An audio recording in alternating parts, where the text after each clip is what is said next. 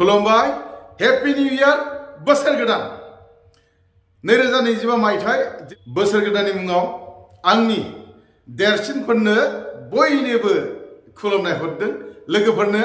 गोजोननाय हरदों आरो दुइसिनफोरनो बोर सारस्रिनाय हरदों बयनोबो आंनि गोसो गोरबोजों गोजोन हामलायनाय आरो हरदेरबावबाय जाय बिथांमोना आंनि टाइम पास इउट्युब चेनेलखौ खुलिजेननायनिफ्रायनो दिनैसिम मदद होबोबाय थादों नोंथांमोननि गोसो गोरबोजों सिबिनाय आरो रोजा रोजा साबायखर हरदों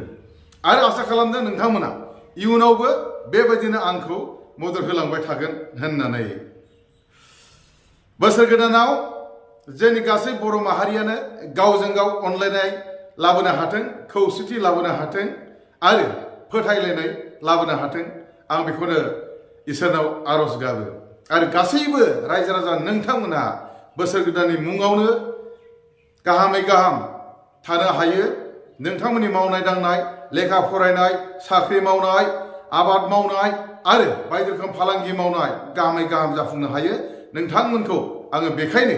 गेजेराव बयनिसिमबो इसोरनाव आरज गाबदों बोसोर गोदाननि मुङाव जाहाथे जोङो बयबो दावगालांनो हायो बेजों लोगोसे आं खावलायबावगोन बोसोर गोदाननि मुङाव लावखार ओंखाम जायो लावखार ओंखाम जानायनि मुङाव नांगौनि बारा जौ लोंनानै जानानै जाहाथे गावनि देहा सोलेर आरो जिउखौ जाहाथे खहा खालामनानै लाया आं बेखौ नोंथांमोनखौ बयखौबो गेजेरावनो खावलायहरदों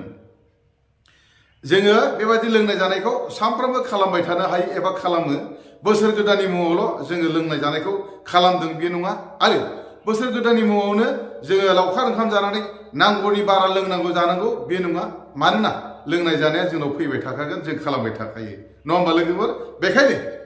गावखौ गाव आन्दाज खालामनानै रंजानो थाखाय आं बयखौबो खावलायहरबाय दिनैनि बे आंनि चेनेलनि गेजेरजों आरो बेखिनियावनो बयनिसिमबो आरो गोजोन हामलायनाय हरनानै आंनि बोसोर गोदाननि नोंथांमोननो सिबिनाय हामलायनाय हरनायखौ बेखिनियावनो फोजोबबाय हेपि निउ इयार बोसोर गोदान गोजोन्थों लोगोफोर